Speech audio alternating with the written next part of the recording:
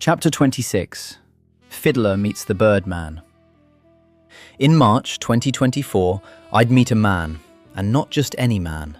This was a man of thought, of technology, and of creativity. This man visualized a world of endless possibilities and looked more to the future than the past. A Torbay native and resident for many years, this man's journey through life culminated in time spent in Asia, where he established and ran a successful tech company.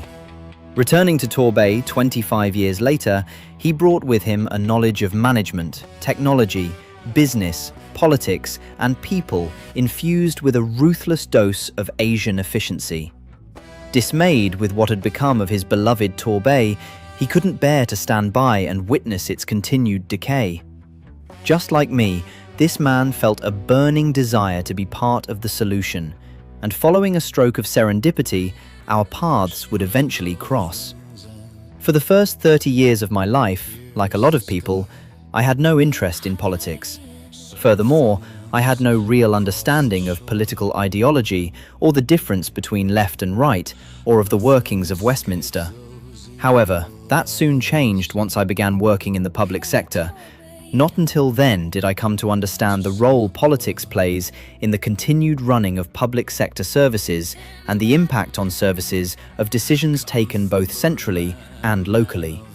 Consequently, I came to recognize the inconsistency in my thinking between a desire to be a part of a service both efficient and fit for purpose, while continuing to dismiss politicians as corrupt, all the same, and only in it for themselves. No longer could I be content to decry the state of our public services while remaining disinterested in the activities of those responsible for their management. With the aim of gaining a better understanding of how politics, government, and the law operates, I embarked on 2 courses of action. The first was to absorb as much information from as many different sources as possible. For this, I looked to texts on political history, economics, and social mobility, in addition to online interviews and podcasts. Having retained a keen interest in law from my time in the police, the second course of action involved my enrolling with the Chartered Institute of Legal Executives and completing a diploma in law and practice. While I've no doubt that an understanding of law is of some benefit to being a member of Parliament, I suspect that an understanding of people and their individual and collective needs is of greater value. So, with that in mind, I kept reading, listening, and watching until one particular day I stumbled upon a podcast that enabled me to begin piecing things together. While I don't fully understand exactly how algorithms work, I'm aware that based on an individual's search history, similar types of videos are then suggested. I'm unsure what I'd viewed beforehand. However, my attention was drawn this one particular day to a 90-minute interview on economics and wealth inequality by a former city trader named Gary Stevenson. Despite my ignorance of both, the apparent contradiction of a wealthy former city trader discussing wealth inequality roused my curiosity, and so I listened intently to everything he had to say. Without realizing at that point the path down which the algorithm would take me, I began watching similar interviews with figures aligned with what would be considered left-wing politics.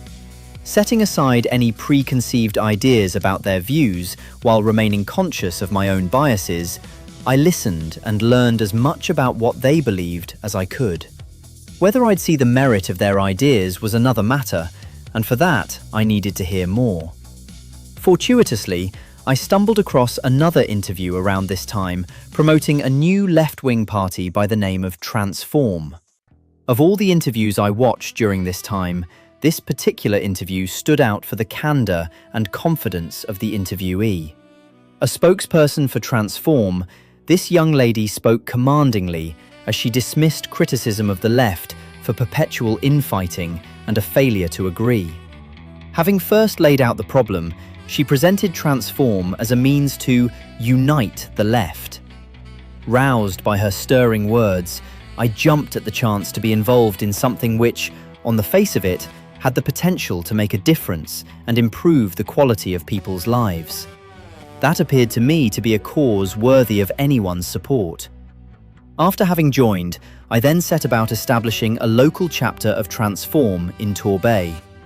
However, my dalliance with left-wing politics would be of extremely short duration, as I came to see how the criticisms of the left, as expressed so articulately by Transform's spokesperson, were not entirely unjustified. In order to progress this part of the story, we must go back 46 years to the summer of 1979. Sitting in the middle of the living room floor of our southeast London home one day in early May, my sister Dee and I were embroiled in a fierce battle of the tabletop football game, Striker. While the portable Sony Trinitron played to itself in the background, my attention suddenly shifted from the game to the woman appearing on the screen in a blue jacket and hair similar to those of my great-aunts. While men gathered around her, she mentioned something about bringing harmony where there's discord, truth where there's error, faith where there's doubt, and hope where there's despair, or words to that effect. This lady spoke about adult things, the meaning of which at that time I did not understand. However, my brain had a tendency to retain images and words I couldn't immediately comprehend for some future decoding. While I didn't know then who this lady was, her commanding presence and forthright manner left the same impression on me as the domineering females in my extended family. My impression of this woman would grow stronger each time I saw Margaret Thatcher speak on television over the 11 years that followed. Given such strong impressions, I've often found myself comparing the leadership style and the way in which the public in general responded to Margaret Thatcher to every other subsequent leader. Regardless of her politics or the way in which she implemented policy, Mrs. Thatcher fashioned an image of strong leadership like no other Prime Minister who came after her. Consequently, I feel it's safe to conclude that the public both expects and respects strong leadership, competence, and decisive action. Arriving as a police officer to deal with a bar fight, or for that matter, any crime in progress, brought me to the realization of public expectation. Therefore, I learned early on to conceal my doubts and fears and exhibit the kind of confidence and self-assuredness the public expected to see. It is an awareness of those individual and collective needs that has led me so often to ask myself what a situation requires me to be and whether what's required is within my capabilities. Within our collective needs, I recognize my own need for strong and competent leadership and decisive action. I suspect the lack of it in my work life explains why I have so often clashed with my managers.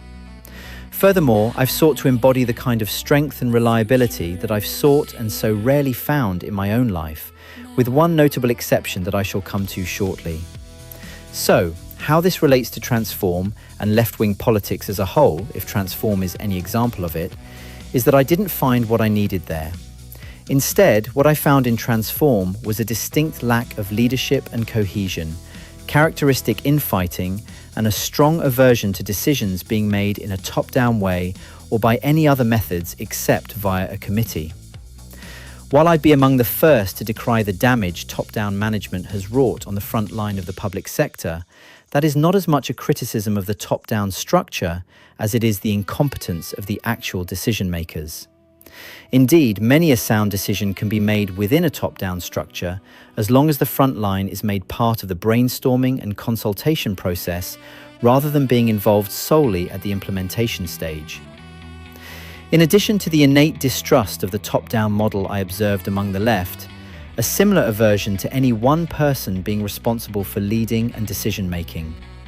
If replete with competent management and good communication, the top-down model can and does indeed work. On the other hand, the greater the number of people involved in decision-making, the greater the opportunity for disagreement and discord.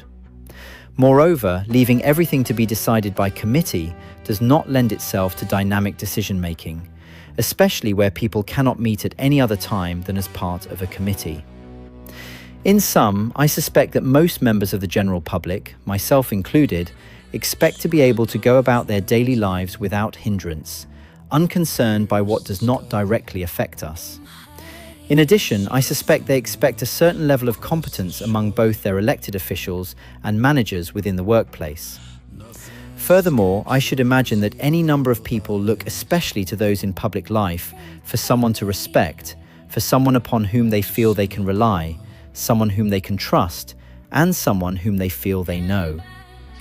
While I do not consider myself an ardent royalist, over my lifetime, the person in public life for whom I've reserved the most respect is Queen Elizabeth II. Where there is competence among those in authority, trust, confidence, and respect naturally follows. So, were it not for my brief association with Transform, I would not have crossed paths with the man to whom I referred at the beginning of this chapter. His aforementioned credentials and experience, coupled with his character, vision, drive, and honest intentions, inspire my confidence in him and consequently my respect. This man first came to my attention during an online meeting of Transform's Torbay chapter. Amid a lengthy group discussion as to how to get our message out there, this man, who had hitherto remained silent, suddenly put his hand up and asked, "What about AI?" Following his suggestion, the meeting fell silent for a moment while my co-facilitator and I thought of an appropriate response. Beyond the kind of humanoid robots featured in Hollywood blockbusters, I knew very little of artificial intelligence and its capabilities. Furthermore, I knew even less about the mystery man hiding behind a pair of wire-rimmed spectacles and sporting a fisherman's cap in manner of Tevye, the protagonist from musical Fiddler on the Roof. However, his bombshell suggestion and enigmatic appearance intrigued me sufficiently to want to know what he knew about AI and thereby learn more about this intriguing man. Therefore, one dull and dreary day in late March 2024, I headed over to somewhere I'd rarely ventured, to the centre of Paignton. Having visited Paignton's main thoroughfare of Torbay Road only once before at night, I had no idea where I should park. After eventually finding a space a few streets away, I headed in the direction of Torbay Road, conscious that by now it was 10 a.m, the time we'd agreed to meet. With no idea of the location of our meeting point, a coffee house by the name of Café Tutto, as I turned from the side street into Torbay Road, I looked somewhat frantically left and right. Just a few doors down on my left, a rather gaudy-looking shop front caught my eye. As I ventured nearer, 3 weather-beaten cast-iron pillars came into view, above which hung a large red sign displaying the name of the cafe. Peering in, I spotted a man in his mid-60s wearing a black and orange American college-style varsity jacket, wire-rimmed spectacles, and a fiddler cap sitting directly behind the window. Opening the door, I approached the table where he sat looking down. Pulling the chair opposite him towards me, I removed my coat and sat down. While his eyes remained firmly fixed on an iPad resting on his leg, I took the opportunity to study the peculiar-looking character before me. The white hair splaying out at the sides from under a brown corduroy cap contrasted sharply with his neatly trimmed yet equally white goatee. Blending hipness with eccentricity, the most prominent feature of this enigmatic character rested against the wall behind him. No sooner had I fixed my gaze on the brass eagle's head atop his walking stick than, with eyes remaining firmly focused on his iPad, he muttered in a tone of mild disgust that I was, in fact, late. What for, I wondered. I was about to find out.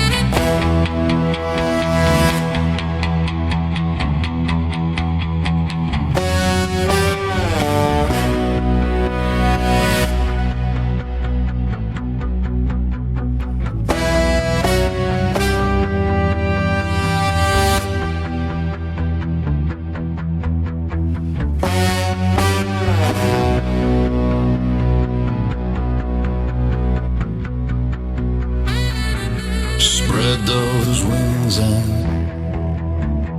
pierce the sky.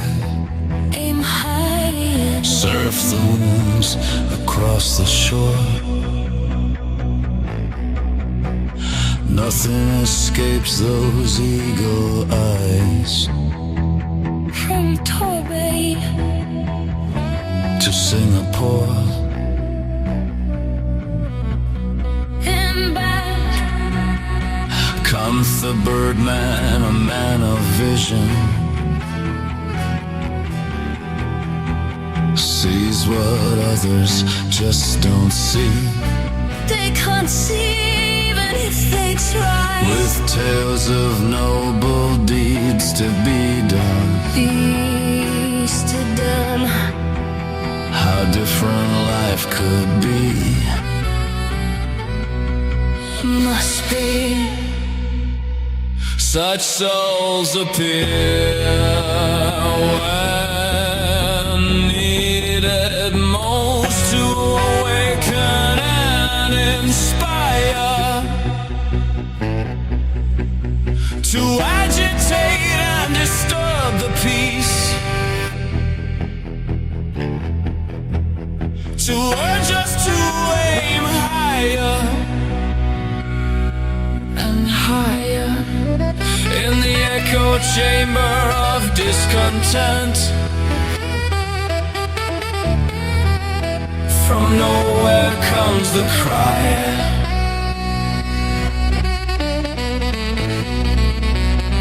A voice to cut right through the crowd. So what about AI?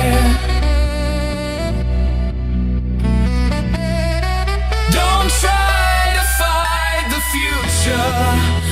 It's coming anyway. Make it work for you.